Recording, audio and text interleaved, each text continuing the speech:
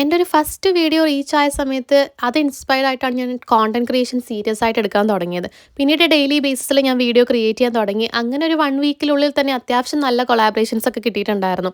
പക്ഷേ അന്നൊന്നും അതിന് യെസ് പറയാനൊരു കോൺഫിഡൻസ് എനിക്ക് ഉണ്ടായിരുന്നില്ല. പിന്നീട് വന്ന ബഡ്ഡിംഗ് സ്റ്റേജിലുള്ള 1, 2 പേജസിനോട് ഞാൻ യെസ് പറഞ്ഞിട്ടുണ്ടായിരുന്നു. പക്ഷേ ആ സമയത്ത് എൻ്റെ ഒരു റീച്ച് അത്ര കൺസിസ്റ്റൻ്റ് അല്ലായിരുന്നു. അതുകൊണ്ട് തന്നെ അവർ അതിന് വേണ്ടി പിന്നീട് ഫോളോ അപ്പ് ചെയ്തിട്ടുണ്ടായിരുന്നില്ല.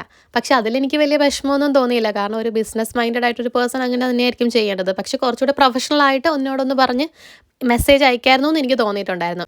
അങ്ങനെ പല അവസരങ്ങളും നഷ്ടപ്പെടുകയും നഷ്ടപ്പെടുത്തുകയും ചെയ്തുകൊണ്ട് തന്നെ ഇനിയൊരു കൊളാബ് വരുമോ എന്ന് എനിക്ക് അറിയത്തുണ്ടായിരുന്നില്ല. ആ സമയത്താണ് എന്നെ മൈ ഇന്ത്യൻ ദാദീസ് എന്ന് പറഞ്ഞ പേജ് കോൺടാക്ട് ചെയ്യുന്നതും അവരുടെ പിക്കിളൊന്ന് ട്രൈ ചെയ്ത് നോക്കാൻ പറഞ്ഞത്. സംഭവം ഒരു പ്രൊമോഷണൽ വീഡിയോ ആയിട്ടല്ല എന്നെ അപ്രോച്ച് ചെയ്തിട്ടുണ്ടായിരുന്നത്. എൻ്റെ ഒരു ജെന്യുവിൻ റിവ്യൂ പറഞ്ഞാൽ മതി എന്ന് പറഞ്ഞപ്പം ഞാനും ഓക്കെ പറഞ്ഞിട്ടുണ്ടായിരുന്നു. അങ്ങനെ ആളോട് ഞാൻ ഓക്കെ പറഞ്ഞ് ഒരു സെക്കൻഡ് ആയപ്പോഴേക്കും സംഭവം ഡെലിവർ ആയിട്ടുണ്ടായിരുന്നു. സംഭവം അടിപൊളിയാണ്. നിങ്ങൾ എന്തായാലും ഒന്ന് ട്രൈ ചെയ്ത് നോക്കണം.